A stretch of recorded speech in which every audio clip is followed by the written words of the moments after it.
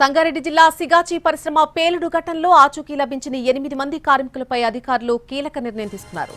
ఇక 8 మంది ఆచూకీ లభించడం అసాధ్యమని తేల్చేశారు.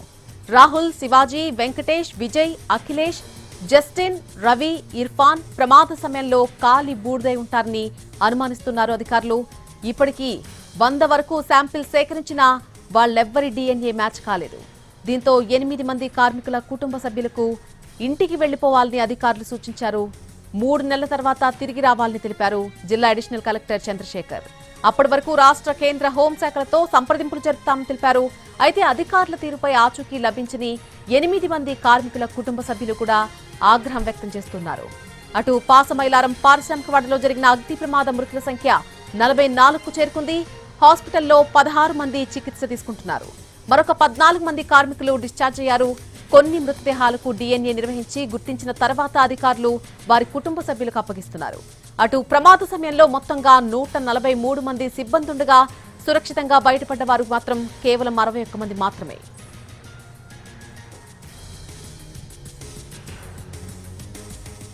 ఇదే అంశానికి సంబంధించి మరిన్ని వివరాలు మా ప్రతినిధి శ్రీను అందిస్తారు.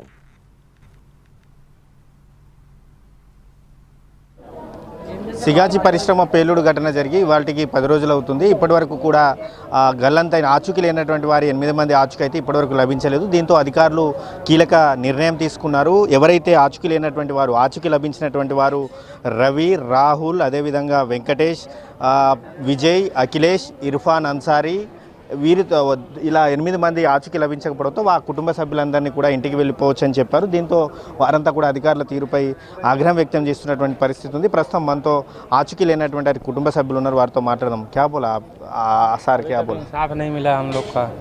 इंसाफ नहीं मिला, बोला 3 महीने लगता। अभी 3 महीने में हम लोग आए, कौन आए, कब आए, अभी आएगा कोई प्रूफ मांगेगा तो मैं कौन सा प्रूफ दूंगा बोलो?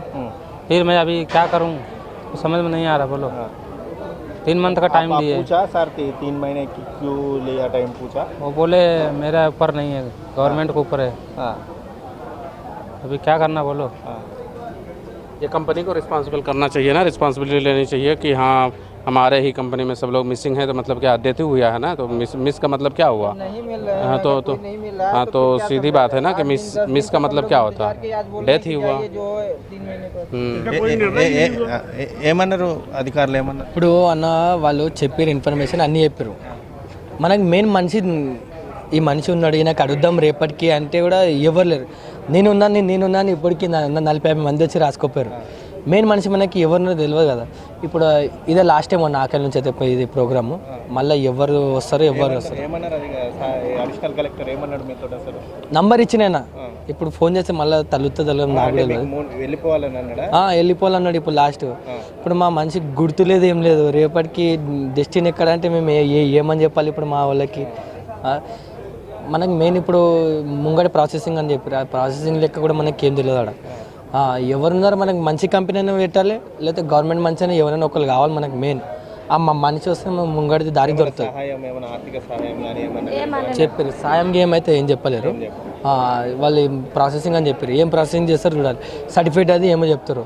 3 నెలలు అంటే ఇప్పుడు 3 నెలల దాకా మనం చూసుకుంటూ ఆగాలి. ఇప్పుడు దాని గురించి మనకి ఇప్పుడు కావాలి. ఇప్పుడు ఆల్రెడీ 12 రోజులు అయిపోయింది ఇప్పటికి. ఇంకా ఏముంది కూడా దాని ఇన్ఫర్మేషన్ ఏం లేదు.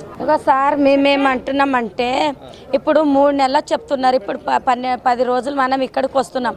3 నెలలు చెప్పి అన్ని క్లియర్ రాసుకొని వెళ్తున్నారు. కానీ 3 నెలలు అయినాక మేము మళ్ళీ వచ్చి ఎవరికి అడగాలి? అది ఏమో గ్రూప్ మనకి ఇస్తున్నారు. ఇప్పుడు రేవంత్ అయ్య గారు అన్నారు, మీకు ఎవరికైనా ఇది అయింది కదా, ప్రాణం పోయింది కదా, వాళ్ళకు 1 కోటి అని చెప్పారు. చెప్పినాక మళ్ళీ ఇంకా మీరు ఇంకా పెండింగ్లో వేస్తే మీ 3 నెలలు అయినాక ఏ సార్కి వచ్చి మేము అడగాలి. మీరు చేసింటే ఇప్పుడే మనకు క్లియర్ చేస్తే అయిపోతుంది కదా. ఇప్పుడు వాళ్ళు ఉన్నారని 10 రోజులు వాళ్ళు ఎందుకు రాలేరు? ఉన్నారంటున్నారు కదా, మనకు వాళ్ళకే తెచ్చిండి, మనుషులకే తెచ్చిండు కదా. ఇప్పుడు 10 రోజులు మేము మా పిల్లలకు పోగొట్టుకొని మేము పడి ఉంటున్నాము పోనీ అని మనం మనసుకు చేసుకుంటాం. కానీ మీరు ఎందుకు ఇది క్లియర్ చేస్తలేరు? మీరు పెద్దోళ్ళు ఎందుకు క్లియర్ చేస్తారు? ఇప్పుడు 3 నెలల దాకా వాళ్ళకి ఎవరు పోషించాలి, వాళ్ళకి ఎవరు సహాయం చేయాలి, వాళ్ళతోటి ఎవరు ఉండాలి?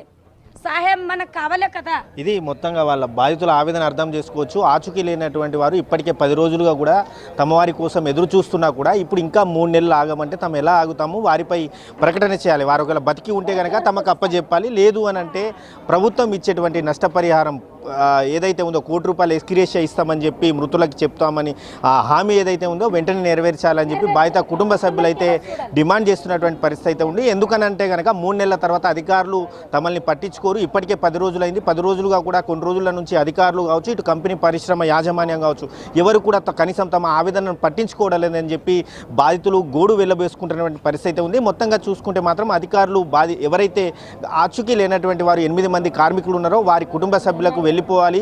ఈ ప్రాసెస్ అంతా కూడా పూర్తి కావాలంటే 3 నెలల సమయం పడుతుంది. కేంద్ర రాష్ట్ర హోంశాఖలకు దీనిపైన లెటర్ రాసి ఆ 8 మందిపై అంటే వారు చనిపోయారని చెప్పి ధృవీకరించిన తర్వాతనే ఆ తర్వాత ప్రాసెస్ పూర్తి చేస్తామని చెప్పి అధికారులు చెప్తుండడంతో మాత్రం బాధిత కుటుంబ సభ్యులు మాత్రం తీవ్ర ఆగ్రహం వ్యక్తం చేస్తున్నటువంటి పరిస్థితి అయితే మనకి ఇక్కడ కనిపిస్తూ ఉంది. కెమెరామ్యాన్ రమేశ్వర్, శ్రీనివాస్, ఎన్టీవీ, ఉమ్మడి.